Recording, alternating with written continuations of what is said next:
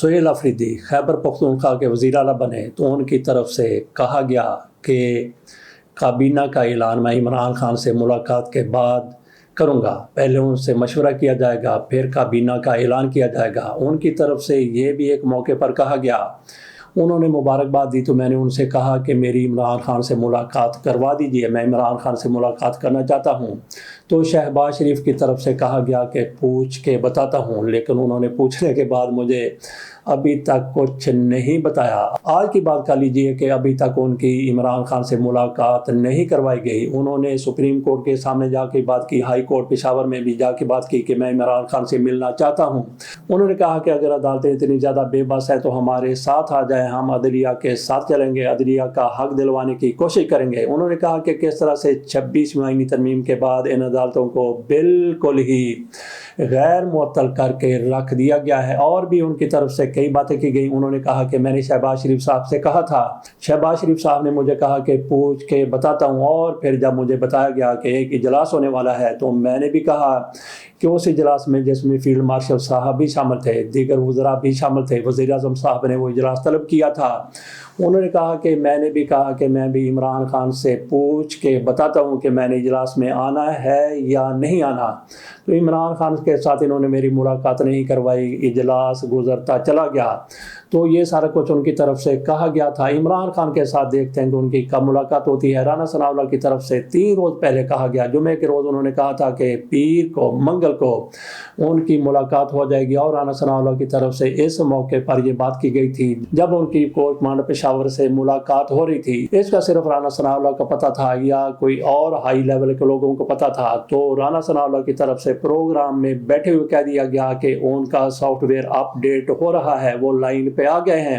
تو اب وہ جب لائن پہ آ گئے ہیں تو ان کی ملاقات عمران خان کے ساتھ پیر اور منگل کو کروا دی جائے گی۔ لیکن وہ جو کور کمانڈر صاحب کے ساتھ ان کی ملاقات ہوئی تھی اس کی رپورٹ کہیں نہیں ہوئی تھی۔ بہرحال ایک موقع پر یہ ملاقات لیک کر دی گئی۔ کیوں لیک کی گئی؟ کیا ان کو پسپائی اختیار کرنے کے لیے ملاقات کی خبر لیک کی گئی؟ بہرحال جو کچھ بھی تھا ان کی طرف سے بتایا گیا کہ ان کی کور کمانڈر صاحب کے ساتھ ملاقات ہوئی ہے۔ کہاں پہ ملاقات ہوئی؟ اس حوالے سے بھی کئی خبریں سامنے آئیں۔ کچھ لوگوں کی طرف سے کہا گیا کہ پہلے ایک کرنل صاحب ان کے پاس گئے، انہوں نے کہا کہ آپ کور کمانڈر سے ملاقات کے لیے کور کمانڈر ہاؤس آ جائیے، کیونکہ علی امین گنڈا پور صاحب تو پوری کابینہ کو لے کے کور کمانڈر سے ملنے چلے گئے تھے، آپ بھی ملاقات کر لیجئے، ورکنگ ریلیشن شپ ضرور ہونا چاہیے۔ لیکن سہیل آفریدی کی طرف سے کہا گیا کہ اگر کور کمانڈر صاحب ملاقات کرنا چاہتے ہیں تو میرے پاس آ جائیں، وزیر اعلیٰ ہاؤس آ جائیں۔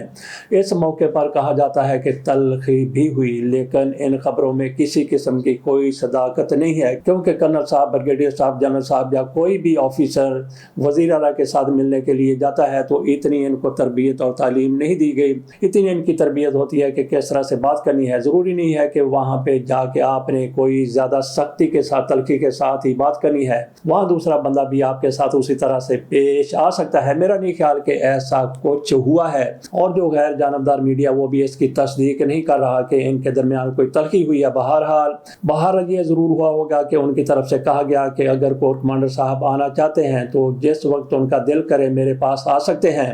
اگر کرنل صاحب کی ایسی کوئی ملاقات ہوئی ہے تو تب ایسا ہی ہوا ہوگا۔ بہرحال سہیل آفریدی کی طرف سے کل بتایا گیا کہ کور کمانڈر صاحب کوئی سرکاری طور پر ملاقات کے لیے نہیں آئے تھے، بلکہ وہ میرے ساتھ ایک پرائیویٹ ملاقات کے لیے آئے تھے، میرے پاس آئے، میرے ساتھ ملے اور انہوں نے مجھے وزیر اعلیٰ بننے پر مبارکباد دی۔ ظاہر ہے کہ ملاقات کے لیے جب کوئی بندہ آتا ہے تو دیگر کئی موضوعات پر بھی بات ہو جاتی ہے، اور جس طرح سے خیبر پختونخوا صوبہ بری طرح سے دہشت گردی میں گھرا ہوا ہے تو دہشت گردی کے حوالے سے بھی بات ہوئی ہوگی، اور انہوں نے سہیل آفریدی نے وہی بات کی ہوگی جو وہ عام طور پہ کرتے ہیں، دنیا کے سامنے کرتے ہیں۔ انہوں نے کہا کہ میں اندر بیٹھ کے کوئی ایسی بات نہیں کرتا۔ اندر کی خبر انہوں نے یہ بتائی کہ کور کمانڈر صاحب بخاری صاحب ملاقات کے لیے آئے تھے، انہوں نے مجھے مبارکباد دی ہے۔ باقی وہ کہتے ہیں کہ جو کچھ ہمارا باہر موقف ہے وہی ہر ملاقات کے اندر بھی موقف ہوتا ہے، عمران خان جس طرح چاہیں گے اسی طرح سے کیا جائے گا۔ باقی عمران خان تک بھی یہ باتیں پہنچ رہی ہیں کہ وزیر اعلیٰ کی طرف سے اعلان کیا گیا ہے، باقاعدہ انہوں نے فیصلہ کیا ہے کہ عمران خان سے ملاقات ہوگی تو حکومت سازی ہو سکے گی، تبھی کابینہ تشکیل دی جا سکے گی۔ تو عمران خان کی طرف سے اپنی بہن کے ذریعے باہر پیغام بھجوایا گیا ہے، سلمان اکرم راجہ بھی ان کے ساتھ ملے ہیں، دیگر بھی کچھ لوگ ملے ہیں، تو عمران خان کی طرف سے پیغام بھجوایا گیا اور کھلی ان کو اجازت دی گئی ہے کہ جس طرح سے چاہیں وہ حکومت سازی کریں۔ انہوں نے کہا کہ میں نے کسی کے بارے میں نہیں کہا، ایک تو انہوں نے احمد چٹھا کی بات کی اور ایک دوسرے صاحب کا بھی نام لیا، انہوں نے کہا کہ میں نے ان کے بارے میں نہیں کہا کہ ان کو برطرف کر دیا جائے، اگر کسی کی طرف سے ایسا کیا گیا ہے تو اس نے اپنے طور پر یہ کیا ہے۔ اس کے بارے میں بھی آپ کے سامنے رکھ دیتے ہیں۔ عمران خان نے ان کو مکمل بااختیار بنا دیا، اس کے ساتھ ساتھ ان کی طرف سے سلمان اکرم راجہ کو بھی کئی اختیارات دے دیے گئے ہیں تاکہ پارٹی میں کسی قسم کی کوئی غلط فہمی نہ رہے۔ عمران خان کی طرف سے کیا کہا گیا، میرا خیال ہے کہ 1-2 منٹ کی آپ کے سامنے عمران خان کی پوری گفتگو رکھ دیتے ہیں۔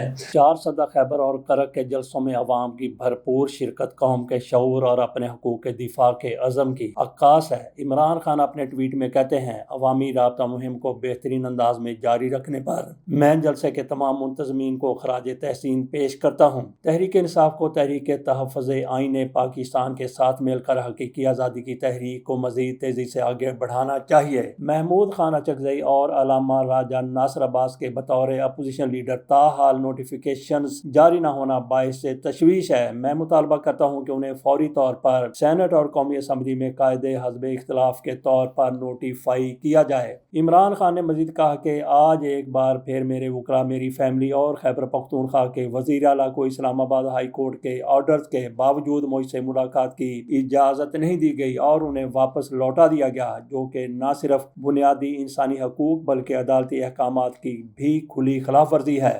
میرے خلاف قائم بے بنیاد مقدمات کی سماعتیں بھی اپنے آخری مراحل میں ہیں، جس کے بعد ممکنہ طور پر مجھے ایک بار پھر قید تنہائی میں ڈال دیا جائے گا۔ میں پارٹی کے تمام کارکنان اور سینئر وکلاء کو ہدایت دیتا ہوں کہ اس کھلی توہین عدالت کے خلاف فوری طور پر اعلیٰ عدلیہ سے رجوع کریں اور پٹیشنز داخل کریں۔ اسی طرح القادر ٹرسٹ کیس میں تاخیری حربوں کے حوالے سے بھی ہدایت کرتا ہوں کہ اس کے خلاف بھی عدالت میں رجوع کیا جائے اور سماعت کی تاریخ لیے بغیر عدالت سے باہر نہ آئیں۔ عمران خان کی طرف سے جیل میں ملاقاتیوں سے ملاقات کے دوران مزید کہا گیا کہ وزیر اعلیٰ خیبر پختونخوا سہیل آفریدی کے لیے میری ہدایت ہے کہ صوبے کی ضرورت کے مطابق خود اپنی مختصر کابینہ تشکیل دیں۔ میں نے کابینہ کے لیے کوئی بھی نام تجویز نہیں کیا۔ سہیل آفریدی کے پاس اپنی مرضی کی ٹیم چننے کا مکمل اختیار ہے۔ پارٹی سے متعلق تمام ہدایات اور پیغامات صرف سیکرٹری جنرل سلمان اکرم راجہ کے ذریعے ہی جاری کیے جائیں تاکہ کسی قسم کی کنفیوژن یا غلط فہمی سے بچا جا سکے۔ یہ اختیار دیا گیا ہے عمران خان کی طرف سے سلمان اکرم راجہ کو۔ عمران خان نے آخر میں واضح کیا، احمد چٹھا اور بلال اعجاز میرے پرانے اور وفادار ساتھی ہیں، یہ میرے ساتھ کھڑے رہے اور انہوں نے بہت قربانیاں دی ہیں، میں نے ان کی برطرفی کے کوئی احکامات جاری نہیں کیے۔ تو یہ عمران خان کی طرف سے کہا گیا، آپ کے سامنے رکھ دیا کہ انہوں نے سلمان اکرم راجہ کو بھی با اختیار بنا دیا ہے۔ کور کمانڈر کے ساتھ وزیر اعلیٰ صاحب کی جو ملاقات ہوئی وہ بھی آپ کے سامنے رکھ دی، اور اس ملاقات میں جو کچھ ہوا، پہلے یہ کہا گیا تھا کہ دہشت گردی کے حوالے سے معاملات زیر غور آئے تو ایک اتفاق رائے کیا گیا کہ دہشت گردی سے نمٹنے کے لیے ایک مشترکہ پالیسی ترتیب دی جانی چاہیے۔ آپ کے سامنے رکھ دیا کہ عمران خان کی طرف سے جو کچھ کہا گیا ہے انہوں نے ہر کسی کو جھنجھوڑنے کی کوشش کی ہے۔ تو آخری خبر ہمارے سامنے ہے، وقار الدین صاحب کو ہٹا دیا گیا ہے، ان کو ان کے عہدے سے برطرف کر دیا گیا۔ یہ وقار الدین صاحب کون ہیں؟ یہ وقار الدین صاحب وہی ہیں، ان کو بھی چند ماہ ہوئے تھے انہوں نے ڈی جی کا عہدہ سنبھالا تھا۔ یہ national cyber crime investigation agency کے ہیڈ تھے، اس کے ڈی جی تھے، لیکن ان کو گھر بھجوا دیا گیا ہے۔ ان کی جگہ پر تعینات کیا گیا ہے خرم علی صاحب کو۔ چند ماہ اس محکمے کو مارز وجود میں آئے ہوئے اور آج اس کا ڈی جی تیسرا تبدیل کر دیا گیا ہے۔ سب سے پہلے اس کے ڈی جی بنائے گئے تھے احمد اسحاق، اس کے بعد پھر وقار الدین صاحب بنائے گئے۔ آج وقار الدین کا بھی آخری دن آ گیا، ان کو بھی گھر بھجوا دیا گیا ہے۔ اور معاملہ کیا ہوا وہ آپ نے سنا ہوگا کہ کس طرح سے ڈکی بھائی کی گرفتاری ہوئی۔ 1 2 3 4 5 6 7 8 9 افسروں کو لاپتہ کیا گیا، پھر ان کو باہر لایا گیا، ان کو بازیاب کرایا گیا، پھر ان کی گرفتاری ڈالی گئی اور ان کا ریمانڈ کل دے دیا گیا۔ 3 روز کا ان کا ریمانڈ ہے۔ ڈکی بھائی سے 10 से 12 करोड़ रुपया रिश्वत ली गई है, उनकी बीवी से रिश्वत ली गई है, वो तो अंदर हैं। देखते हैं कि उनकी जान छूटती है तो कब छूटती है। लेकिन वकारुद्दीन साहब फंस गए उनके महकमे के लोगों की तरफ से। जिस तरह से 2 नंबरियाँ की गई, जिस तरह से माल बनाया गया, उसने महकमे को भी बदनाम करके रख दिया। इसी वजह से मरियम नवाज शरीफ साहिबा को भी एक बहाना मिल गया कि ये लोग तो काम के हैं ना काज के, इन पर क्या एतबार किया जाए। उन्होंने अपने आप को बचाने के लिए, जो लोग उन पर तनकीद करते हैं, उनके ख़ानदान पर तनकीद करते हैं, उनके वज़रा से बाज़ पुरसी करते हैं। बाज़ पुरसी क्या करनी है, जवाबदेही करते हैं, कहते हैं कि आपने ये क्या कर दिया है, क्या कर रहे हैं। इस हवाले से मरियम नवाज शरीफ साहिबा की तरफ से हुक्म दिया गया है कि हम अपनी अलग से साइबर जुराइम एजेंसी बनाएंगे, पंजाब की एजेंसी होगी। इनको एक बहाना मिल गया। बहरहाल वकारुद्दीन साहब के बारे में कहा जाता है कि अपराइट ऑफिसर थे, लेकिन जब इनके काम के नहीं होते तो फिर उनके साथ ऐसा ही होता है जैसा कि और बड़े बड़े लोगों के साथ हो चुका है। इजाज़त दीजिए, अल्लाह हाफ़िज़।